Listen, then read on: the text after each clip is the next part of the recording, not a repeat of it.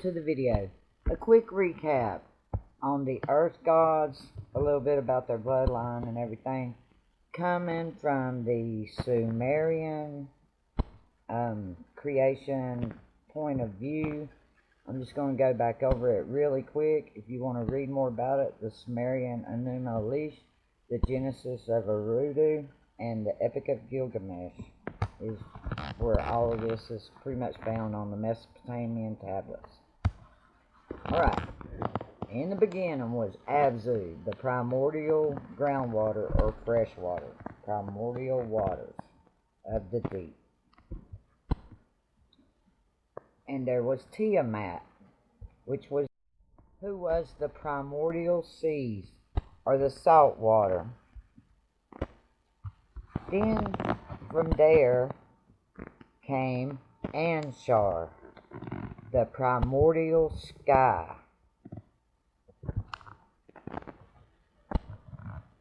And Kishar, the primordial earth or ground. There's not much information on Anshar and Kishar at all. So, after Anshar and Kishar, from them came Anu and Ka. They are known as Father and Mother God. As far as I can tell, Anu sired 11 children.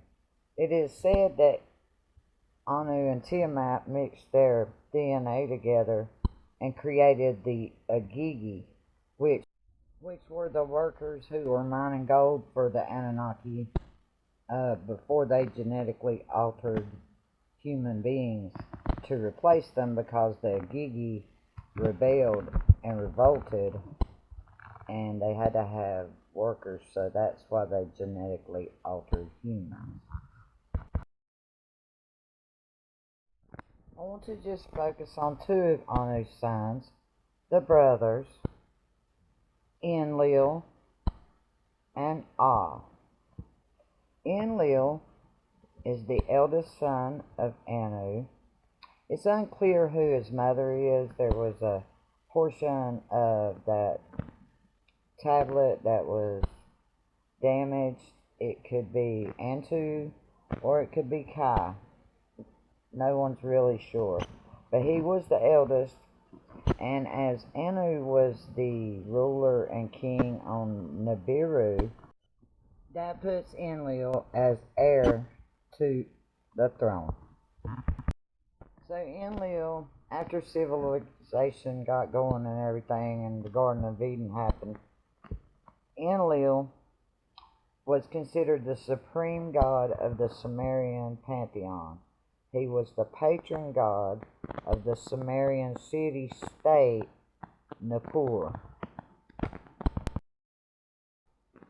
The Sumerians believed that the sole purpose of humanity's existence was to serve the gods.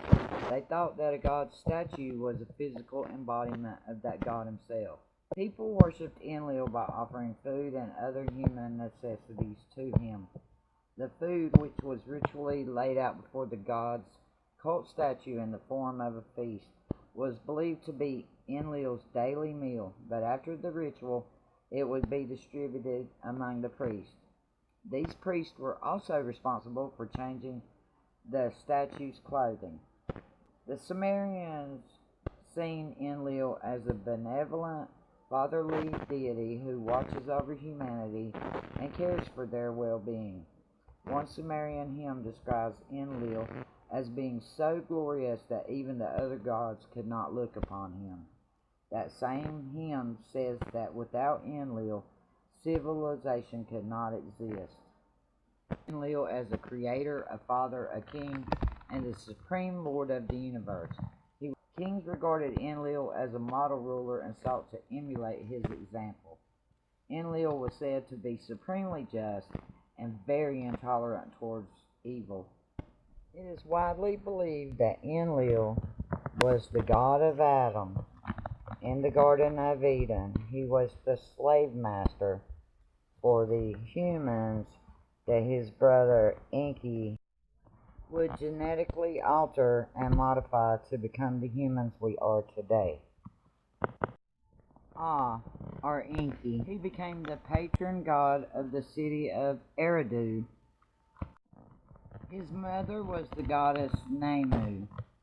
Enki was known as the god of wisdom and the god of all magic. He was an alchemist and a geneticist. He was also known as a trickster.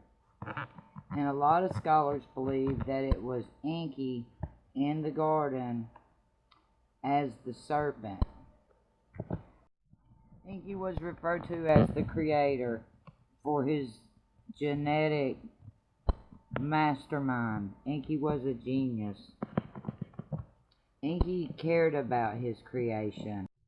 If Enki was the serpent in the garden, then he brought mankind from a sleep state to an awakened state. He awoke the consciousness of mankind.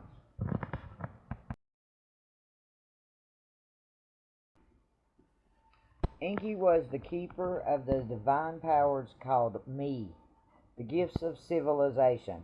He is often shown with the horn crown of a divinity.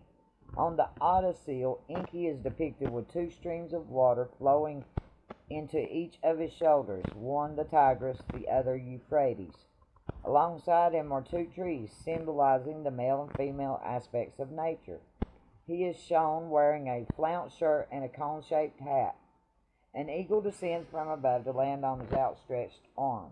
This portrayal reflects Enki's role as the god of water, life, and replenishment. Considered the master shaper of the world, the god of wisdom and god of all magic, Enki was an alchemist.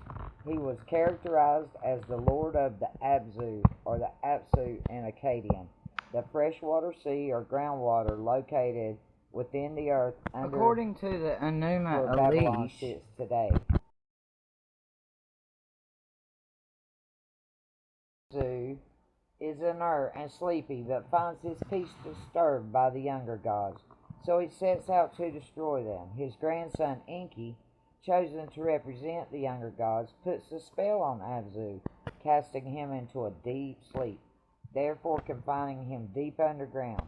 Enki subsequently sets up his home in the depths of the Abzu. Enki thus takes on all the functions of the Abzu, including the fertilizing powers as Lord of the Water and the Lord of Semen. So, to save its atmosphere, Nibiru needs gold. Anu has to fight another warrior for control of Nibiru. Anu wins and becomes king again of Nibiru. Anu's opponent or enemy steals a spaceship and some nuclear weapons and takes off and leaves Nibiru. He ends up on Earth and finds out that Earth has a lot of gold. Somehow he gets word of that gold to Anu.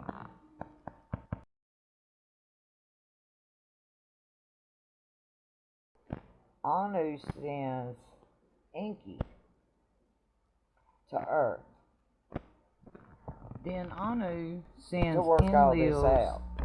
children, which are called the Gigi, to Earth to back Enki up and to help him extract the gold that Nibiru needs.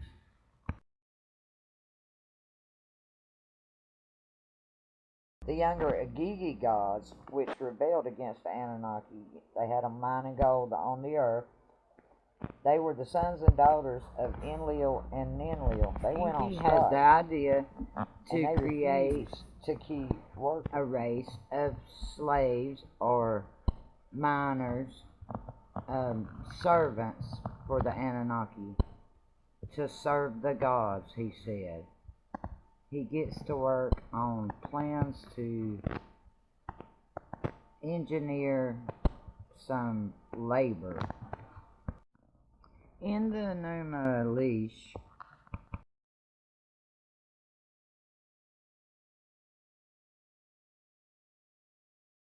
Abzu, the god of the freshwater, co-creator of the universe, threatened to destroy the world with his water, and the gods gather in terror. Enki promises to help and puts Abzu to sleep, confining him in irrigation channels and places him in the curve beneath the city of Eridu. But the universe is still threatened, as Tiamat, angry at the imprisonment of Abzu and at the prompting of her son and vizier Kingu, decides to take back creation herself. The gods gather again in terror and turn to Enki for help, but Enki, who harnessed Abzu, Tiamat's consort, for irrigation, refuses to get involved. The gods then seek help elsewhere, and the patriarch Enlil, their father, god of Nippur, promises to solve the problem if they make him king of the gods. So in the Babylonian tale, Enlil's role ends up being taken by Marduk, Enki's son, and in the Syrian version, it is Asher that takes on this role. After dispatching Tiamat with the arrows of his winds down her throat and constructing the heavens with the arc of her ribs, Enlil places her tail in the sky as the Milky Way, and her crying eyes become the source of the Tigris and Euphrates rivers. But there is still a big problem of who will keep this cosmos working. Enki, who might have otherwise come to their aid, is laying in a deep sleep and fails to hear their cries. His mother, Namu, creatrix also of Abzu and Tiamat, brings the tears of the gods before Enki and says, O my son, arise from thy bed, from thy slumber, work what is wise. Fashion servants for the gods, may they produce their bread. And so Enki, being the alchemist that he is,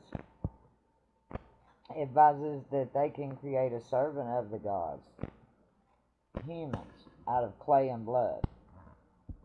Against Enki's wish, the gods decide to slay Kingu, and Enki finally consents to use Kingu's blood to make the first human, with whom Enki always later has a close relationship. The first of the 7 sages. 7 wise men are Abgalu, also known as the Dapa. Enki assembles a team of divinities to help him, creating a host of good and princely fashioners. But this story is just getting started good. I hope to see you in the next video where we pick up where we left off. Namaste.